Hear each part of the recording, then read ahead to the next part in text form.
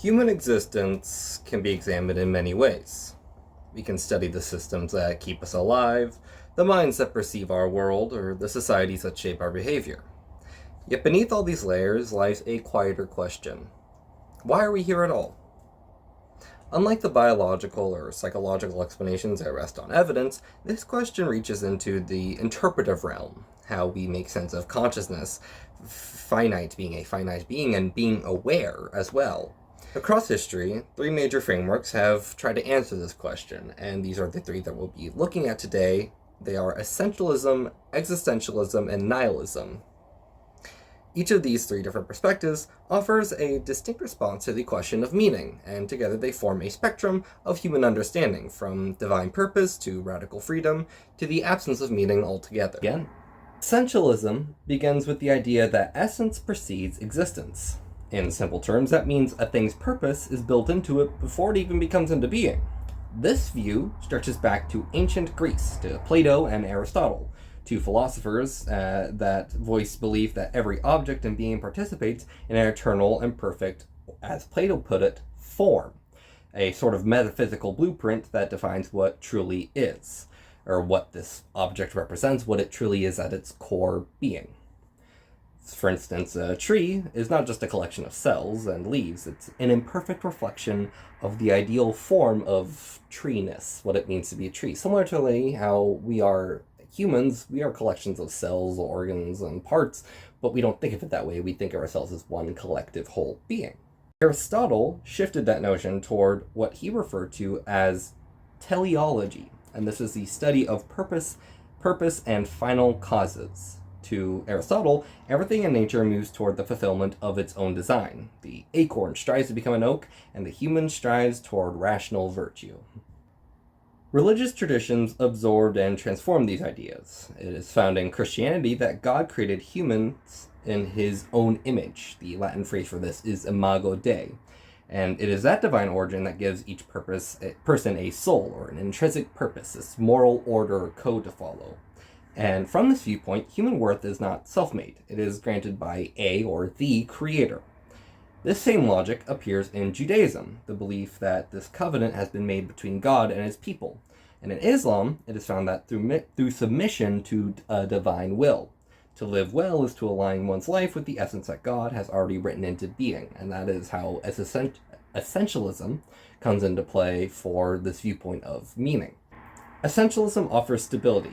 It tells us that meaning isn't something we must invent. It's something that we uncover and discover through faith, duty, or moral discipline. However, it's a state of stability that can become confinement, as if every person's nature and purpose are predetermined, then what happens when someone no longer fits the role that they were born into? The rise of modern science and secularism within the Enlightenment centuries began to erode this certainty. And humanity started explaining the cosmos without divine design, but the question returned in this new and unsettling form of, if we're not created for a reason, then what defines us? It is that question that sets the stage for us to go into existentialism, the claim that existence precedes essence. This reversal means that humans appeared first, without built-in purpose, and we must define ourselves after our appearance in the world. The roots of this viewpoint began in the 19th century with, pardon my pronunciation here, Søren Kierkegaard, a Danish thinker often called the father of existential thought. Kierkegaard remained Christian, but he believed that faith was not inherited. Rather, it was a leap made by an individual confronting uncertainty. For Kierkegaard, anxiety wasn't a flaw in human design. It was a proof of freedom, this dizziness we feel when we realize just how many choices are available to us with our complete and open free will. Later on, Friedrich Nietzsche pushed the idea further by declaring God is dead. He didn't mean a literal death, but a cultural one, the collapse of belief in absolute meaning. Without the structure of divine mortality, humans face the terrifying task of creating their own values. Nietzsche warned that the loss of God could lead to despair, but he also saw it as an opportunity for rebirth, a chance to become what he referred to as the Übermensch, or the overman who creates his own purpose. In the 20th century, Jean-Paul Sartre and Simone de Beauvoir gave existentialism its modern shape. Sartre argued that humans are condemned to be free, And he said that there is no cosmic plan to justify our actions. Therefore, every single choice we make defines who we are. We can't hide behind the excuse of nature, society, or divine decree. We are wholly responsible for ourselves and our own actions. De Beauvoir expanded this into ethics and feminism, suggesting that freedom must be mutual, that our identity is realized through how we recognize others and how they recognize us. Existentialism transforms meaning from something received into something constructed. Life has no script, so authenticity becomes the moral ideal, living deliberately, choosing one's values consciously, and accepting the anxiety that comes with freedom. However, this liberation can be exhausting, and freedom without direction leads to what the psychologist Viktor Frankl called the existential vacuum, a sense of emptiness that arises when people can no longer locate meaning in tradition. Frankl's answer, known as logotherapy, proposed that humans can endure almost any suffering if they find a purpose worth living for. If essentialism promises order and existentialism insists on self-definition, then nihilism confronts the possibility that meaning itself might be just a fabrication. The word nihilism comes from the Latin nihil, meaning nothing.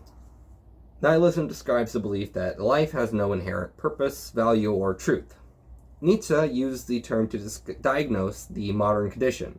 Once belief in divine or moral absolute fades, the universe becomes indifferent. The ground beneath human meaning gives way, and we face this abyss.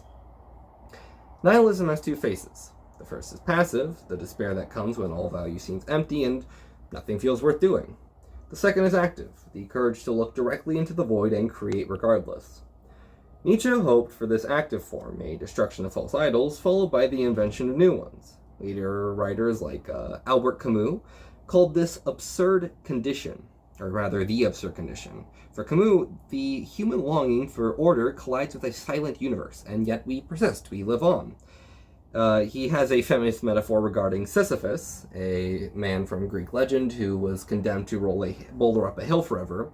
It captures this tension very well, as Camus concluded that we must imagine Sisyphus to be happy, because the very act of pushing the stone becomes its own form of meaning. Nihilism, then, is not always hopeless. It is a mirror that strips away comforting fictions and asks whether we can live authentically, knowing that the universe doesn't owe us any purpose. Some respond with apathy and others with creativity. However, in both cases, meaning arises not from the world but from the human response to it. Taken together, these three interpretations of essentialism, existentialism, and nihilism form a continuum of belief about what it means to exist. Essentialism offers certainty but at the cost of flexibility. Existentialism offers freedom but at the cost of security. Nihilism offers honesty at the cost of comfort. Modern life borrows from all three of these perspectives, as a person might feel the moral pull of essentialism, the self-determining drive of existentialism, and also the skeptical clarity of nihilism all at once. These three frameworks offer three different approaches to this question of why are we here and how do we cope with knowing that we're aware that we're here, that we're alive on Earth and in bodies that we inhabit as fully conscious, cognizant, and sentient beings.